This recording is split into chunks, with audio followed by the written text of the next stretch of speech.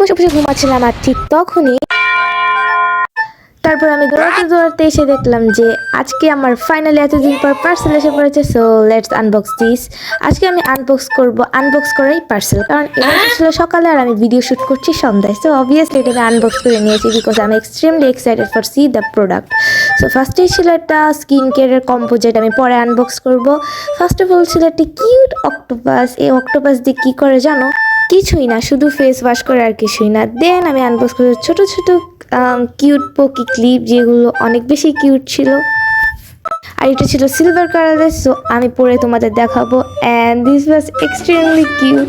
দেন next product ছিল একটা ফাফামুনের lip gloss or lip tint, cause বডিতে এটা লিপটিন লেখা ছিল। আর এটা আমি পরে আনবক্স করবো। সো আমি এখন তোমাদেরকে দেখাবো স্কিন কেয়ারের যে কম্পোটা আমি পারচেস করেছি।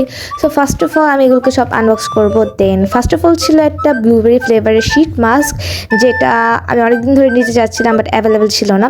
দেন ছিল ব্ল্যাক হেডস রিমুভার একটা মাস্ক, স্নেল স্লিপিং মাস্ক। দেন ছিল টি ট্রিয়ের মাড মাস্ক। দেন এগ প্ল্যান্টের মাড মাস্ক ছিল আর সাকুরার মাড মাস্ক ছিল। দেন এগুলোর পরে ছিল ছোট মাচাটির স্লিপিং মাস্ক। প্রথমে আমি মাচাটির মাড মাস্ক নিতে চেয়েছিলাম বাট এটা অ্যাভেলেবেল ছিল না। আর লাস্টে ছিল একটা সিরাম, আমি জানি না এটা কিসের জন্য ইউজ হয়। আর এটা ছিল একটা ক্যান্ডি, এটা একসময় অনেকটা ট্রেন্ডিংয়ে ছিল। সো আজকের জন্য এতটুকুই। See you again next blog.